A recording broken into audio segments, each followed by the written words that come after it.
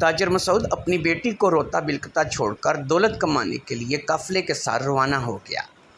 ایک شہر سے دوسرے شہر اور پھر دوسرے شہر سے تیسرے شہر۔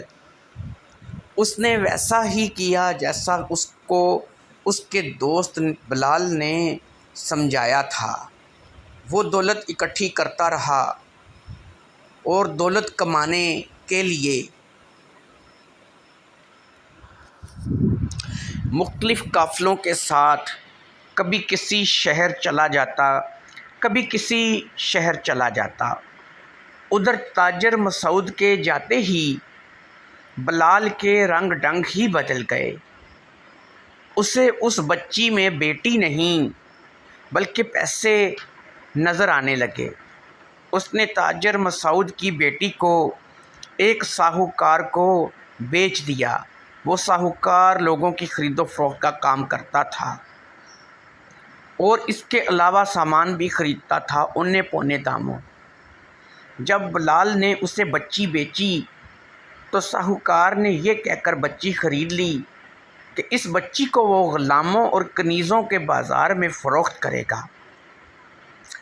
میں یہاں یہ بتاتا چلوں کہ پہلے زمانے میں غلام اور کنیزیں خریدی بھی جاتی تھیں اور ان کو بیچا بھی جاتا تھا۔ جیسے جسے غلام کی ضرورت ہوتی تھی وہ مشقت کے لیے ایک غلام خرید لیتا تھا، جسے کنیز کی ضرورت ہوتی تھی وہ کنیز خرید لیتا تھا۔ جس سے خریدا جاتا تھا وہ اپنی مرضی سے کچھ نہ کر سکتا تھا، اس پر صرف اور صرف اس کے مالک کی مرضی ہی چلتی تھی۔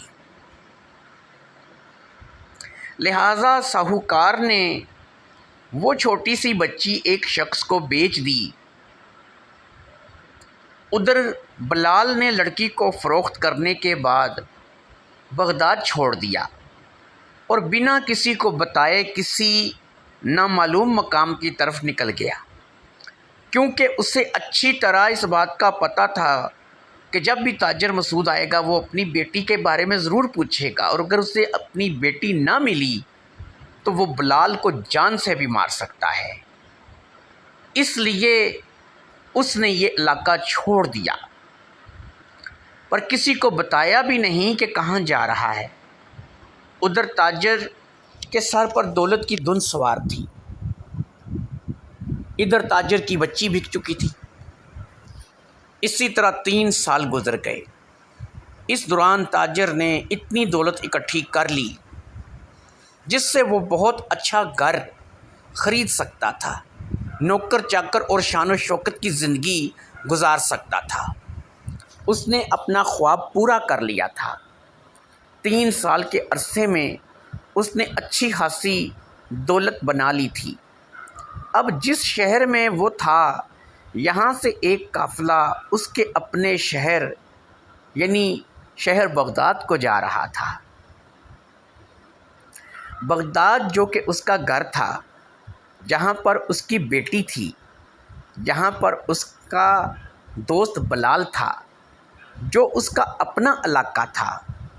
تاجر دن گن گن کے گزار رہا تھا کہ کب وہ وقت آئے کہ یہ قافلہ روانہ ہو اور وہ اپنی بیٹی کے پاس پہنچے۔ آخرکار کرتے کرتے وہ دن آ گیا اور قافلہ بغداد کے لیے روانہ ہوا۔ تاجر خوشی خوشی بہت سے مال و دولت کے ساتھ اس قافلے کے ساتھ بغداد کی طرف آ رہا تھا۔ وقت تھا کہ گزرنے کا نام نہیں لے رہا تھا۔ تاجر کا من یہی تھا کہ وہ اڑ کر بغداد پہنچ جائے اور اپنی بیٹی کو اپنے سینے سے لگا لے، مگر اللہ کی کرنی کے آگے کسی انسان کا بس نہیں چلتا۔ اس قافلے کے ساتھ بھی یہی ہوا۔ قافلے پر ڈاکوؤں نے حملہ کر دیا، ایسا حملہ کہ قافلہ بالکل اجڑ گیا۔ ہر طرف زخمی انسان اور لاشیں۔ تاجر مسعود بھی زخمی ہوا تھا مگر مرا نہیں تھا۔ ڈاکو قافلے کو لوٹ کر چلے گئے، سارا سامان بھی لے گئے۔ تاجر کی دولت کے ساتھ ساتھ قافلے کے ہر انسان کی دولت بھی چلی گئی، اور جگہ بھی ایسی ویران تھی کہ دور دور تک کسی انسان کا سایہ تک نہیں تھا۔ یہ ایک ریگستان تھا جہاں سے گزرتے ہوئے ڈاکوؤں نے حملہ کیا تھا۔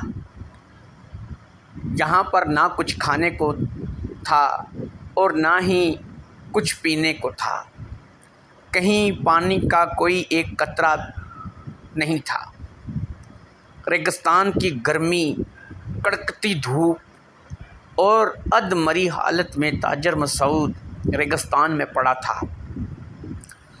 خیر تاجر اکیلا نہیں تھا، چند اور لوگ بھی تھے جو زخمی تھے، مرے نہیں تھے۔ تاجر اپنی دولت کھونے سے اس قدر زیادہ پریشان تھا کہ اسے اپنے زخموں کی بھی فکر نہیں تھی۔